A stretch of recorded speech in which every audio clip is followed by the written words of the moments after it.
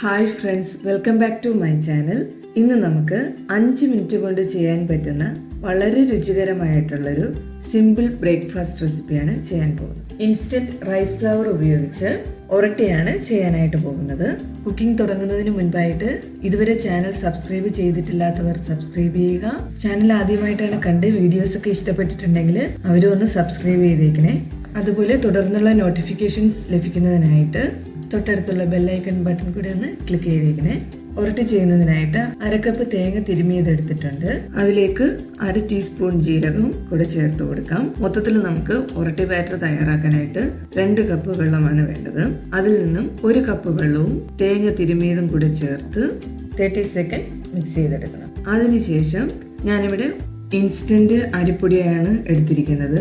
അത് പുട്ടിനുള്ള പൊടിയല്ല, മാവിനായിട്ട് പൊടിച്ച പൊടിയോ ഇടിയപ്പത്തിനുള്ള പൊടിയോ ആണ് ഉപയോഗിക്കേണ്ടത്. മൊത്തത്തിൽ 1.5 കപ്പ് അരിപ്പൊടി എടുത്തിട്ടുണ്ട്. അത് നമുക്ക് 2 തവണയായിട്ട് ചേർത്ത് മിക്സ് ചെയ്തെടുക്കണം. മാവ് മിക്സ് ചെയ്യുന്നതോടൊപ്പം തന്നെ 1/2 ടീസ്പൂൺ ഉപ്പ് കൂടെ ചേർത്ത് കൊടുക്കണം.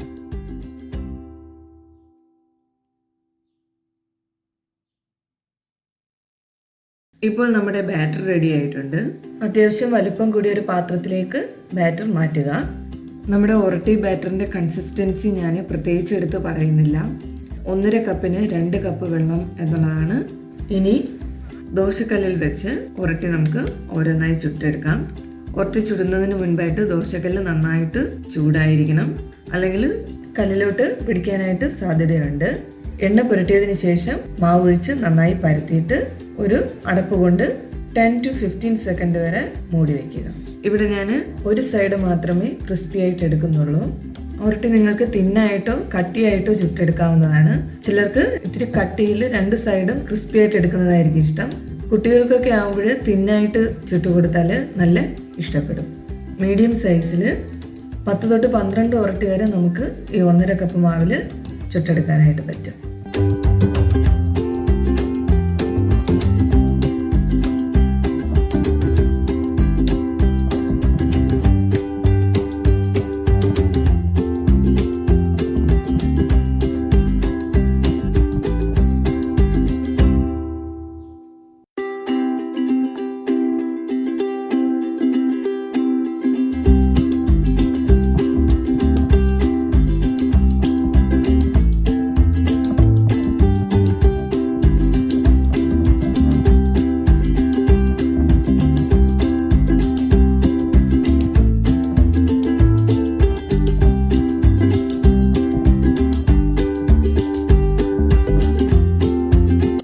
വളരെ എളുപ്പത്തിൽ നമുക്ക് എങ്ങനെയാണ് ഇൻസ്റ്റൻറ്റ് മാവ് വെച്ചിട്ട് ഒറട്ടി ചെയ്യാമെന്ന് പഠിച്ചല്ലോ.